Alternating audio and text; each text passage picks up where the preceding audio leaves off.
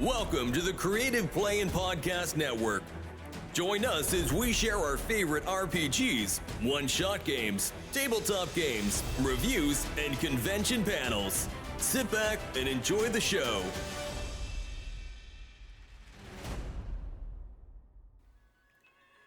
Hi, this is Kelly, aka Trixie from Ragnarok and Roll, a Scion to Ragnarok story, and Tilda Wimblewick from D&D Journey of the 5th Edition.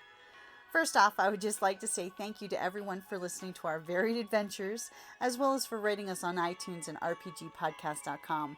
If you haven't rated us yet, we would greatly appreciate it if you could. And if you're looking for more ways to support our efforts, we are now on Patreon, a great site where you can help us continue making more podcasts, as well as some special surprises for our patrons. If you can, please look us up at www.patreon.com/cppn. Every little bit helps. And again, thank you for listening. Hey guys, Jim here, And Kelly. and welcome back to #RPGaDay. It is August the 4th. Woohoo! And that prompt for the day is going to be RPG with great art. And there are a lot of really good contenders for that one. There are, but I'm going to go with a newer one that I learned about. I'm going to go with Planegea, the Star-Shaman Song of Planegea. I definitely have to agree with you on that one. Of all the books in the last, year or two, the Star-Shaman Song of Planegea by David Somerville is one of the epically prettiest. I think that because the whole world building and stuff for this primeval world of, but the images, particularly the landscapes, I find truly evocative of the world that they're trying to portray. So I think that, that is one of the best ways to encapsulate the feeling of what they're going with. And it's not like there's a huge color palette or anything, because of course it's dark and, light, Mm-hmm. chaos and, it's primeval. It's primordial. Yeah, primordial. So, yeah, there's not a whole lot of light, definitely, for that. And I think that it captures that. It gives you that feeling. But in particular, I absolutely adore some of the landscapes that they show. It's just, they're beautiful and fascinating, and that's what I have to go with, because it's me. I totally have to agree with you. Like at one hand, on page 96, you have the very indigenous looking human folks with an Ankylosaurus being packed with their supplies. And then, a few pages earlier, there's two goblins taking on a freaking T-Rex. And you just see this little berserk goblin with his axe as big as him jumping off a cliff, getting ready to brain this T-Rex. And it just screams of it's exactly the kind of feeling that they're trying to encompass with this. That, they just pure primal, ferocity and things. And then you get other pictures in there that are just so serene. Like you were saying, the landscapes, some of them that just show the vistas or the different, type of ecosystems you have. Sorry about that. Yeah, like in particular, I love the one on 156 of the hardback bound book. It's this sort of volcano, but it's not like what you typically see, but like magma just coming down in this mountainous region, and you see these people walking along there. It's just beautiful. It looks like some rip in the primordial plane of fire, Yeah. just oozing magma that's splattering, and it has kinetic feel in the artwork.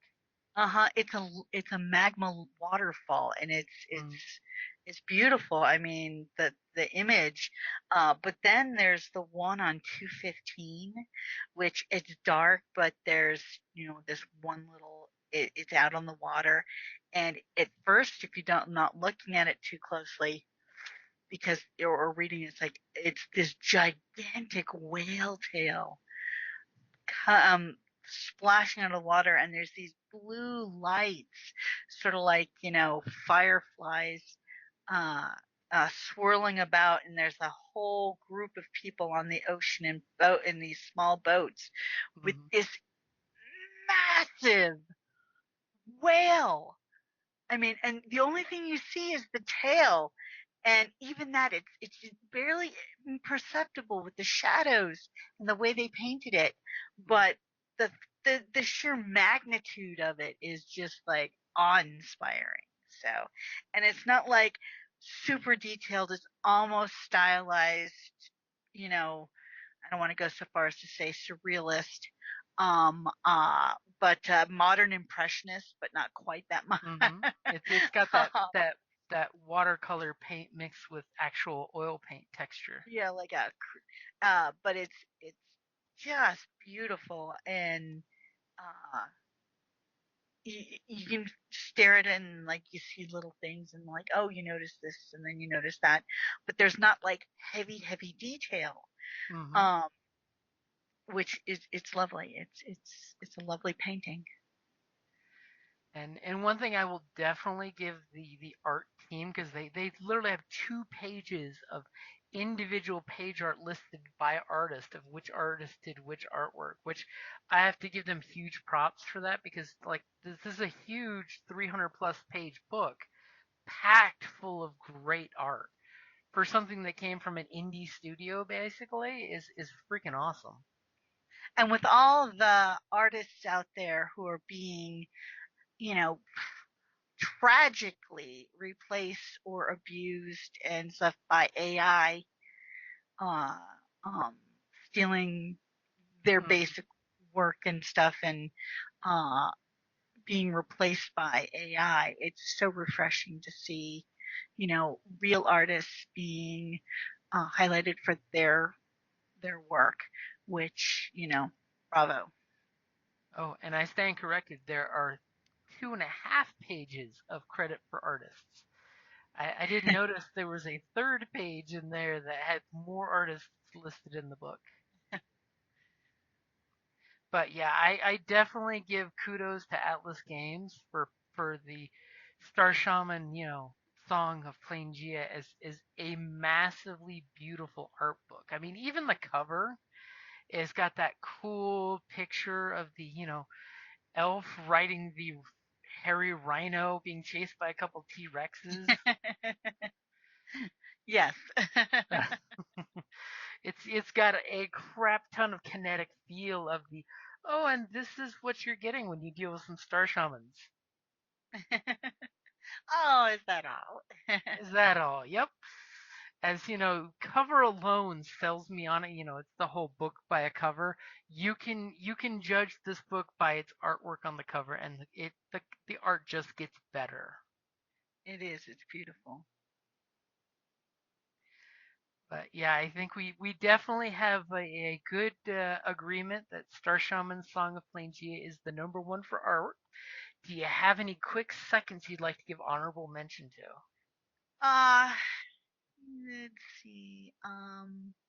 If you don't have it on the top of your tip of your tongue, I've got one I'll throw out there. Yeah, go ahead because I wasn't prepared for My second place contender is Vesson from Free League. oh, the birthday present I got you. Uh-huh. It's got this great old school style, like 20s, turn of the century artwork where you would see in the like correspondent journals where they would draw the artwork. And it just helps set the setting with the artwork where it's got the old timey, like almost if you look at any of the Jim Henson productions, like, The crystal one. My brain isn't working. Dark Crystal? The dark crystal. That's the one. The way the creatures have that rough sketch look to them, you know. The Skeksis, you mean? No, the actual both races, how they Oh, have that very old-fashioned drawings like you get with the old trolls and goblins from European, books and the Mhm. history books. That's why it gets my props for that. Even the picture of the guy in the trench coat looks like something you'd see out of a pulp comic book. Very cool. That means you're on. You're next. Um, I've never played it. Numenera. Oh, that is a No, pretty book. but I mean, just the pictures were quite beautiful. That's a good RPG system. And for the weird, bizarro pulp sci-fi feel, their artwork is great because they do so many artwork pieces of things that don't make sense because that's the whole point. Is it's some kind of super science or magic. So the MacGuffin should look bizarrio. May look bizarro, but it's still very cool. Reminds you those 1950s style pulp sci-fi, comic books or books where Uh-huh. they'd have the weird walkers and things. Who knows? Maybe that's what they were inspired by. Yeah, I mean, it is the 8th evolution of the planet. So everything is thrown in, including the kitchen sink. And little did you know, when you throw that item at somebody, it was actually a kitchen sink with a self-cleaning mode, and that's why it explodes with a chemical all over the person you threw it at. That's one of the fun Well, things with it Numenera can is be coming up very with abrasive. Cleaners can be very abrasive. that. So I think that definitely covers us for August the 4th, RPGs with great art. And if you have any great contenders, I would totally say throw it in there in the notes so we can check it out too. Alrighty, guys. Thank you for listening and have a great evening. We'll be back tomorrow with RPG with great writing. Mm. Bum, bum, bum. Thank you for listening to the Creative Play-In Podcast Network. If you enjoyed our show, please check out D&D Journey of the 5th Edition and Ragnarok Enroll a Scion Hero to Ragnarok Story. Also, check out our Patreon page for more content and behind-the-scenes things, as well as joining us for a one-shot game or two.